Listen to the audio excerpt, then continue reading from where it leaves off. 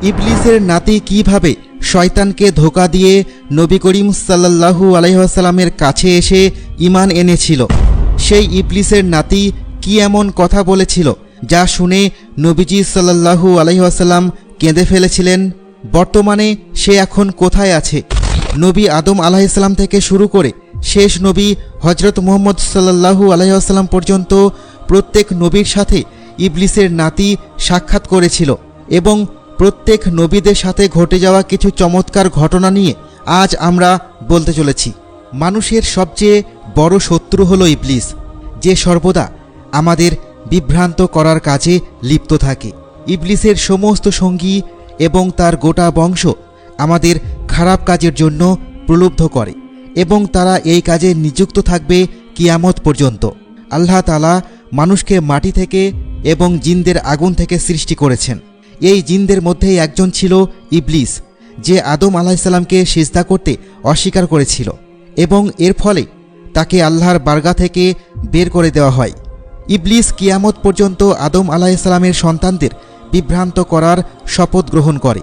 সেই থেকে ইবলিস এবং মানুষের মধ্যে এই যুদ্ধ চলছে।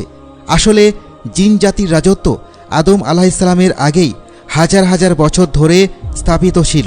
ইবলিস জিন জাতির একজন সদস্য ছিল, তাই আল্লাহ তাআলা তাকে মানুষের মতোই সন্তান উৎপাদনের ক্ষমতা প্রদান করেছিলেন।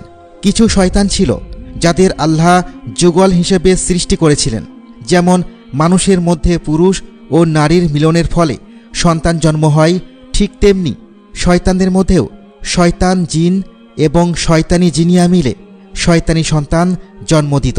এইভাবে ইবলিসের আত্মীয় স্বজন, সঙ্গী এবং তাদের সন্তানদের সংখ্যা সময়ের সাথে বাড়তে থাকে এবং ইবলিসের সৈন্যরা আদম আলাইহিস সালামের সন্তানদের বিভ্রান্ত করার জন্য পৃথিবীতে ছড়িয়ে পড়ে। ইবলিসের বিভিন্ন সন্তান এবং নাতিদের বিভিন্ন কাজে নিযুক্ত করা হয়েছিল। তাদের কেউ মানুষের মধ্যে ব্যভিচার প্রচার করে, কেউ মানুষের মধ্যে ফিতনা ও ফ্যাসাদ সৃষ্টি করে, আর কেউ মানুষের পরস্পরের মধ্যে শত্রুতা তৈরি করে।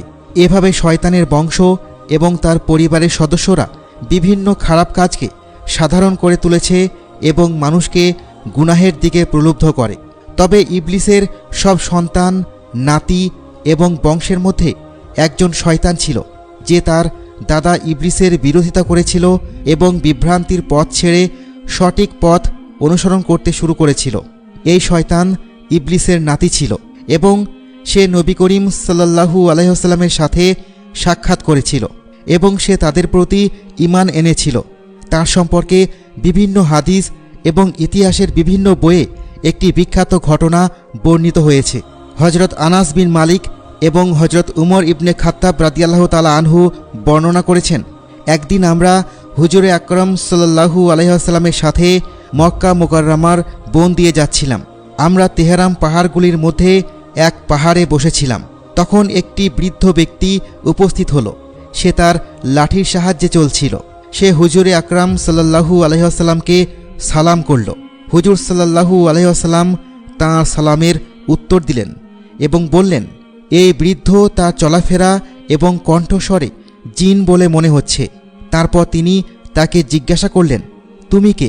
তোমার সম্পর্ক কোন জিনের দলের সাথে? সে বলল, হে আল্লাহ রাসূল সাল্লাল্লাহু আলাইহি ওয়াসাল্লাম, আমি একজন জিন। আমার নাম হামা।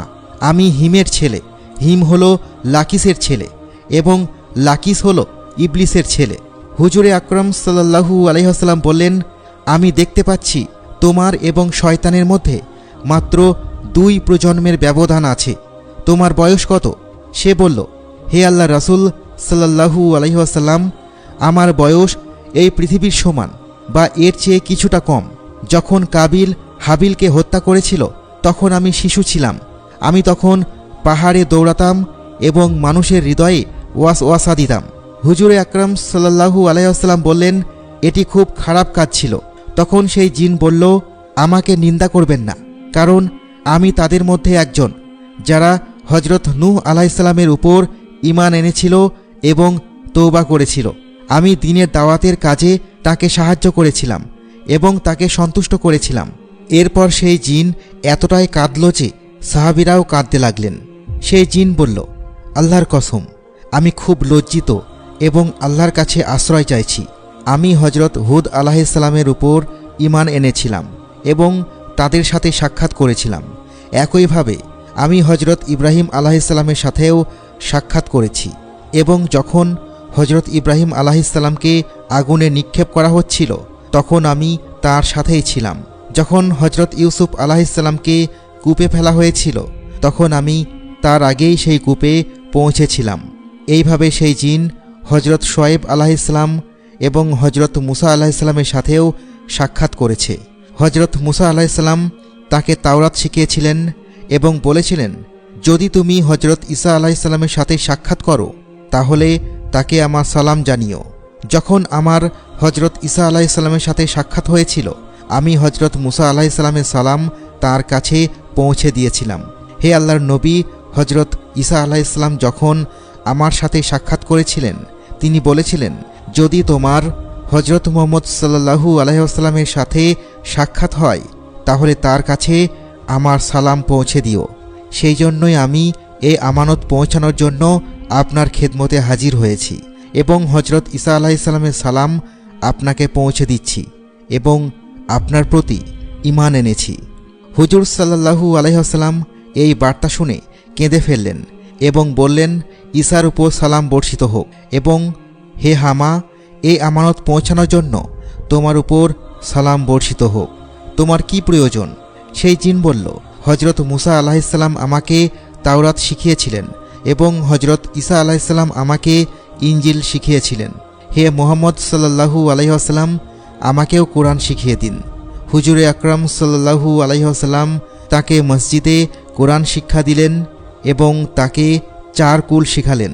এরপর বললেন, হামা, যদি তোমার কোনো প্রয়োজন হয় তবে আমার কাছে চলে এসো এবং আমার সাথে যোগাযোগ রেখো। একটি বর্ণনায় বলা হয়েছে, হুজুরে আকরাম সাল্লাল্লাহু আলাইহি ওয়াসাল্লাম তাকে কেবল 10টি সূরা শিখিয়েছিলেন।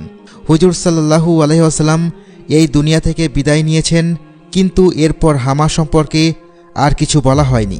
আল্লাহই ভালো জানেন হামা এখন বেঁচে আছে কিনা।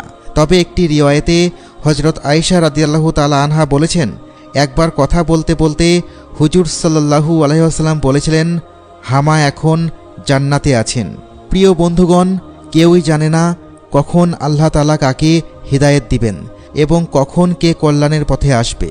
আমাদেরকেও আল্লাহর কাছে খাঁটি তওবা করা উচিত এবং সবসময় আমাদের গুনাহের জন্য অনুশোচনা করা উচিত। আল্লাহ তাআলা আমাদের বলার ও শোনার চেয়ে বেশি আমল করার তৌফিক দান করুন। আমিন।